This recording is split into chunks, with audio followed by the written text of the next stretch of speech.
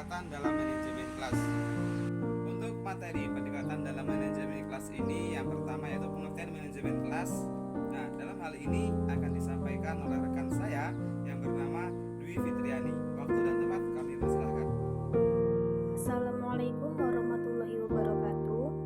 Perkenalkan, nama saya Dwi Fitriani, mahasiswa dari Lampung Barat, akan mempresentasikan pendekatan manajemen kelas.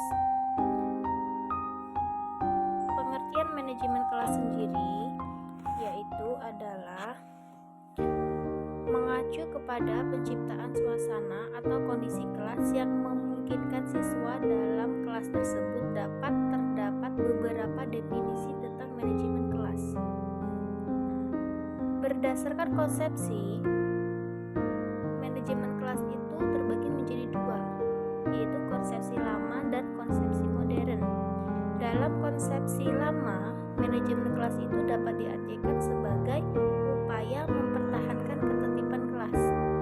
Dan menurut konsepsi modern, manajemen kelas adalah proses seleksi yang menggunakan alat yang tetap terhadap problem dan situasi manajemen kelas. Poin yang selanjutnya, berdasarkan pandangan pendekatan operasional tertentu.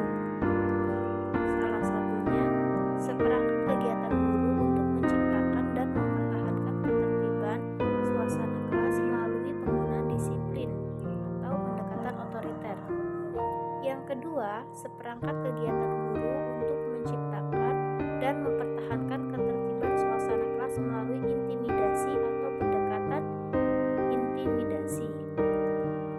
Yang nomor tiga, seperangkat kegiatan guru untuk memaksimalkan kebebasan siswa atau pendekatan secara permisif. Itu pengertian dari manajemen kelas dan beberapa poin tentang manajemen kelas. Demikianlah materi yang disampaikan oleh rekan kami Dwi Fitriani, yaitu tentang pengertian manajemen kelas. Nah, untuk yang sekarang hit poin kedua tentang pendekatan dalam manajemen kelas. Dalam hal ini akan disampaikan oleh rekan kami yang bernama Inayatul Qori'ah. Silakan. Assalamualaikum warahmatullahi wabarakatuh. Perkenalkan, nama saya Inayatul Qori'ah. Di sini saya akan melanjutkan presentasi dari Mbak Fitri yang poin B, yaitu pendekatan dalam manajemen kelas. Manajemen kelas bukanlah masalah yang berdiri sendiri, tetapi terkait dengan berbagai faktor. Permasalahan anak didik adalah faktor utama yang dilakukan guru. Tidak lain adalah untuk meningkatkan kegairahan siswa baik secara berkelompok maupun secara individual. Ada 8 jenis pendekatan yang ada dalam manajemen kelas. Yang pertama, pendekatan kekuasaan. Pengelolaan kelas diartikan sebagai suatu proses untuk mengontrol tingkah laku anak didik. Peranan guru di sini adalah menciptakan dan mempertahankan situasi disiplin dalam kelas. Kedisiplinan adalah kekuatan yang menuntut kepada anak didik untuk mentaatinya. Di dalamnya ada kekuasaan dan norma yang mengikat untuk ditaati oleh anggota kelas. Melalui kekuasaan dalam bentuk norma itu, guru mendekatinya. Yang kedua, pendekatan ancaman. Dari pendekatan ancaman atau intimidasi ini, pengelolaan kelas adalah juga sebagai suatu proses untuk mengontrol tingkah laku anak didik. Tetapi dalam mengontrol tingkah laku anak didik dilakukan dengan cara memberi ancaman. Misalnya kayak melarang, ejekan, sindiran, dan memaksa. Yang ketiga, pendekatan kebebasan. Pengelolaan diartikan secara suatu proses untuk membantu anak didik agar merasa bebas untuk mengerjakan sesuatu kapan saja dan di mana saja. Peran guru adalah mengusahakan semaksimal mungkin kebebasan anak didik. Yang keempat, pendekatan resep atau biasa juga disebut dengan cookbook. Dilakukan dengan memberi satu daftar yang dapat menggambarkan apa yang harus dan apa yang tidak boleh dikerjakan oleh guru dalam mereaksi semua masalah atau situasi yang terjadi di dalam kelas. Dalam daftar itu digambarkan tahap demi tahap apa yang harus dilakukan oleh guru. Peranan guru hanyalah mengikuti petunjuk seperti yang tertulis dalam resep buku tersebut. Yang kelima, pendekatan pengajaran.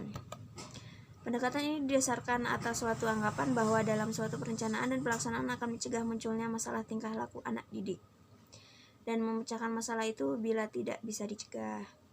Pendekatan ini menganjurkan tingkah laku guru dalam mengajarkan untuk mencegah dan menghentikan tingkah laku anak didik yang kurang baik. Peranan guru adalah merencanakan dan mengimplementasikan pelajaran yang baik. Yang keenam, pendekatan perubahan tingkah laku. Sesuai dengan namanya, pengelolaan kelas diartikan sebagai suatu proses untuk mengubah tingkah laku anak didik. Peran guru adalah mengembangkan tingkah laku anak didik yang baik dan mencegah tingkah laku yang kurang baik.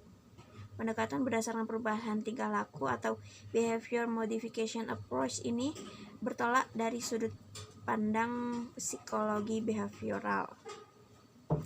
Program atau kegiatan mengakibatkan timbulnya tingkah laku yang kurang baik. Jadi harus diusahakan untuk menghindarinya supaya tidak menimbulkan tingkah laku yang negatif. Untuk itu, menurut pendekatan tingkah laku yang baik atau positif harus dilakukan dengan memberikan pujian atau hadiah supaya anak didik merasa senang dan puas atas pujian yang guru berikan. Sebaliknya, tingkah laku yang kurang baik adalah dalam melaksanakan program kelas diberi sanksi atau hukuman yang menimbulkan perasaan tidak puas. Misalkan anak didiknya itu nakal, terus diberi hukuman atau sanksi, itu membuat anak menjadi tingkah lakunya tidak baik, kurang baik. Itu harus dihindari oleh para guru. Yang ketujuh, pendekatan sosio-emosional akan tercapai secara maksimal apabila hubungan antara pribadi yang baik berkembang di dalam kelas. Hubungan meliputi hubungan antara guru dan siswa serta hubungan antar siswa. Dalam hal ini, guru merupakan kunci pengembangan hubungan tersebut. Karena guru yang ngehandle semua di dalam kelas, ngehandle diri sendiri, ngehandle anak muridnya supaya tidak terjadi perkelahian atau sebagainya. Yang terakhir, yang kedelapan, pendekatan kerja kelompok. Dalam pendekatan ini peran guru adalah mendorong perkembangan dan kerjasama kelompok. Pengelolaan kelas dalam proses kelompok memerlukan kemampuan guru untuk menciptakan kondisi-kondisi yang memungkinkan kelompok menjadi kelompok yang produktif. Dan selain itu, guru harus pula dapat menjaga kondisi itu agar tetap baik. Untuk menjaga kondisi kelas tersebut, guru harus dapat mempertahankan semangat yang tinggi, mengatasi konflik, dan mengurangi masalah-masalah pengelolaan. Baiklah, sekian presentasi dari saya. Saya akhiri. Wassalamualaikum warahmatullahi wabarakatuh. Sekianlah materi poin 2 yang telah disampaikan oleh saudari kami Inaitul Qoriah. Apabila dari teman-teman semua kurang paham, boleh berkomentar di bawah ini dengan tertib. Insya Allah kami akan menjawabnya sebisa dan semaksimal mungkin. Kami tunggu komentar terbaik Anda. Assalamualaikum warahmatullahi wabarakatuh.